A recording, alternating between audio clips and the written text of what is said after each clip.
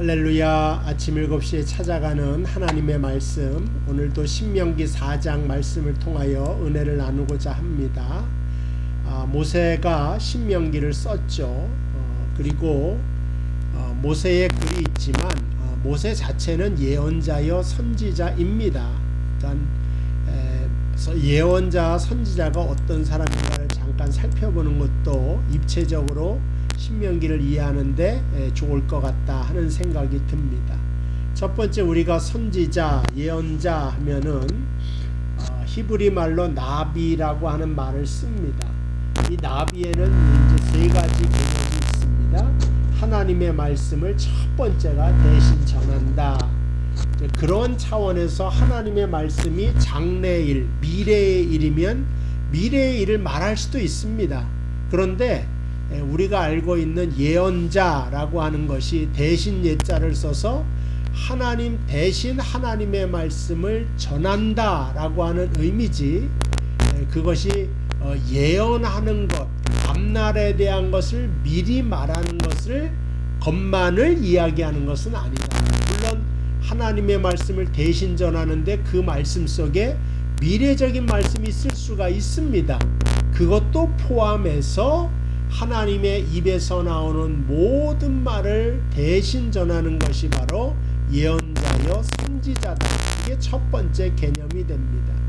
두 번째라고 하는 것은 그러니까 좀 쉽게 말해서 신접한 자라다, 그런 뜻이에요. 그러니까 하나님과 합해졌다, 그런 뜻이에요. 그래서 신약식으로 이야기하면 성령 충만한 자다, 구약식으로 이야기하면 신의 감동되었다, 이런 말을 우리가 성경에서 많이 쓰죠. 그래서 사사시대에 하나님의 신에 감동됐다, 이런 말들을 사용하게 되는 것을 보게 됩니다.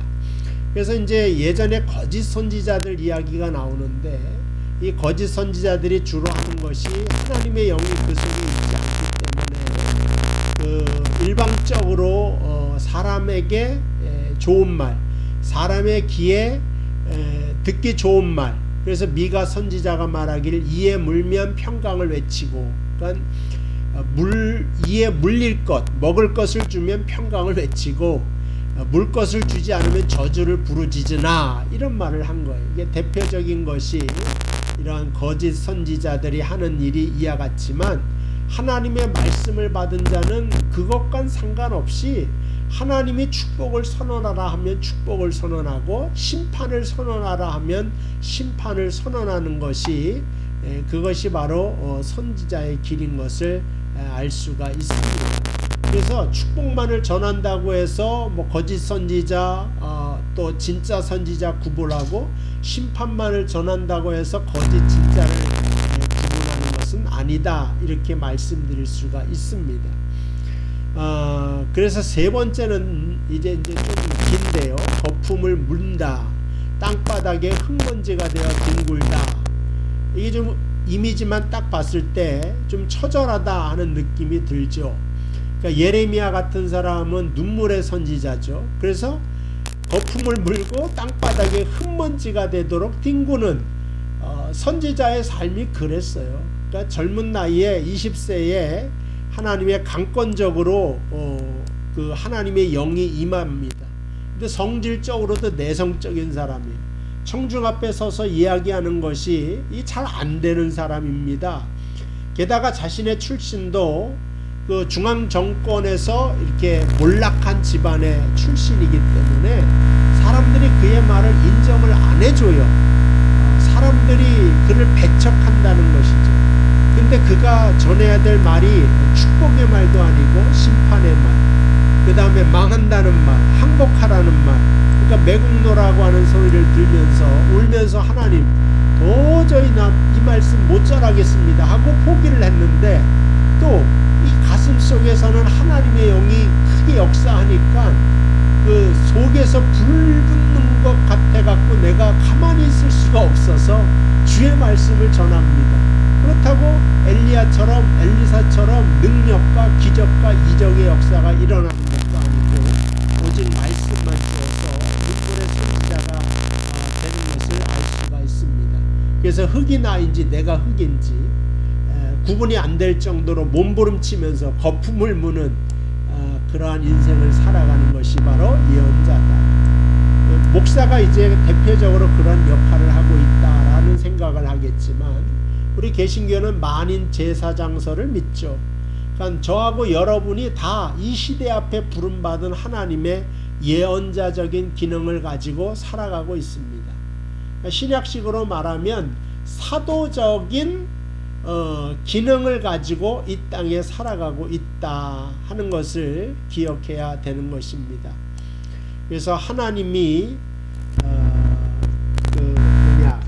항상 우리가 입에 거품을 물고 흙을 뒤집어 쓰면서 살아가는 것 같은 그러니까 세상 앞에 나아갔을 때에 우리의 모습이 하나님의 말씀을 그대로 전할 때 그들에게 배척을 당할 수도 있고 핍박을 받을 수도 있고 조롱을 받을 수가 있는 것을 두려워하지 말아야 된다는 겁니다. 그래서 첫 번째 하나님의 말씀을 대신 전할 수 있다. 이 복음에 대한 것. 그 다음에 우리가 이 선지자로 살아갈 때도 항상 제가 말씀드린 것 세상 앞에서의 모든 핍박 속에서도 그 모든 것을 잘 견디고 나아갈 수 있는 그런 마음을 가지고 살아가야 될 줄로 믿습니다. 제가 요거에 잘 안 넘어가서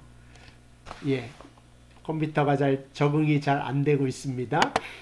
그 다음에 이제 항상 성령의 조명 아래서 하나님의 신에 감동받은 사람으로 살아가야 된다. 그것은 내 뜻과 내 생각을 가지고 세상에 그것을 펼쳐 아뢰는 것이 아니라 하나님의 신의 성령에 충만했다고 하는 것은 하나님의 말씀을 온전히 전할 수 있다라고 하는 것을 증거하고 담보하는 것을 볼 수가 있습니다.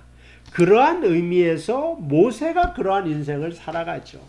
광야 40년의 인생길을 봐도 모세는 항상 고라 자손 같은 경우에는 반역을 꾀하기도 하고 모세의 형이나 누이 동생 같은 경우에도 하나님이 너에게만 말할 것 같으냐 이러면서 막 반란을 일으키기도 하고 또 모세에 대하여서 조롱하기도 하고 또 이스라엘 백성들이 조금만 어려우면 원망하고 불평하고 모세에게 돌을 들기도 하고 그러니까 모세의 모든 예언자적이고 선지자적인 인생의 길이 티끌과 같은 먼지와 같은 그런 인생을 살아간 것을 알 수가 있습니다.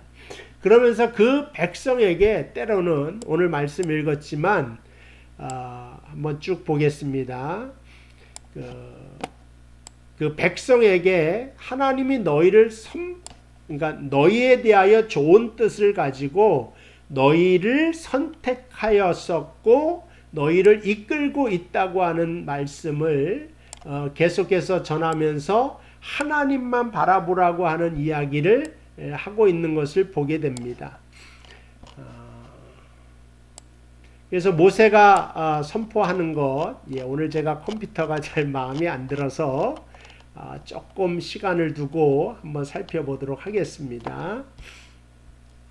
38절 보면 너보다 강대한 여러 민족을 내 앞에서 쫓아내고 너를 그들의 땅으로 인도하여 들여서 그것을 내게 기업으로 주려 하심이 오늘날과 같으니라 이런 말을 했어요. 그러니까 너희보다 우수한 민족들을 다 내쫓고 그 땅을 기업으로 주려 하심이 오늘날과 같다. 이제 가나안 땅으로 들어가는 것과 같다 하는 이 말씀을 하고 있죠. 그러니까는 하나님께서 너희들을 고생시키고 그 다음에 여기서 그 고생으로 심판하여 죽게 하려고 하는 것이 아니라 그 땅에 들어가기에 합당한 사람으로 만들려고 하는 것이고 그곳으로 가는 것이 하나님의 의지요 하나님의 뜻이라고 하는 사실을 선언하고 선포하고 있습니다. 그러니까 이 말씀을 일관되게 전하다가 모세는 때로는 원망을 느끼기도 하고 또 다른 것 같으니까, 하나님이 인도 안 하는 것 같으니까 조롱을 받기도 하고 이제 그러한 먼지와 같은 티끌과 같은 인생을 살아간 것을 보게 됩니다. 저는 생각할 때 데살로니가전서 5장 16절 말씀 보면 항상 기뻐하라, 쉬지 말고 기도하라, 범사에 감사하라, 이것이 그리스도 예수 안에서 너희를 향하신 하나님의 뜻이다. 모세도 하나님의 뜻 가나안 땅에 대한 설교의 말씀을 하십니다. 근데 그 과정은 굉장히 어렵고 힘들죠.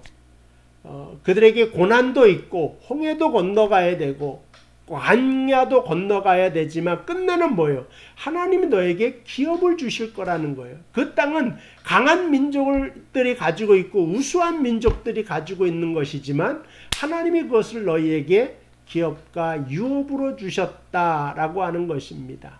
오늘 말씀도 보더라도 이것이 하나님의 뜻이다라고 하는 것은 하나님의 의지를 가지고 추진하고 있는 것이다.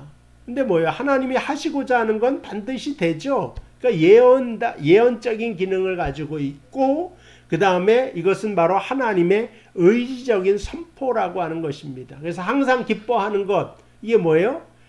억지로 너희가 기쁘지도 않는데 항상 기뻐하라 이것이 아니라 하나님의 뜻이라고 하는 것은 이것이 하나님의 의지적인 의도가 있다, 그런 거죠. 그래서 너희를 항상 기쁘게 하실 하나님이 내 주변에 지금도 얼마든지 내가 기뻐할 만한 이유가 있게 하시며 그러한 축복을 지금도 부어주시고 계시며 그것이 바로 하나님의 의지다라고 하는 것이죠.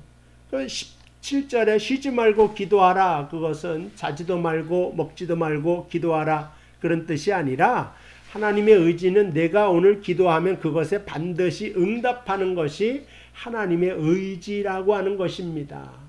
18절 범사에 감사하라도 마찬가지죠.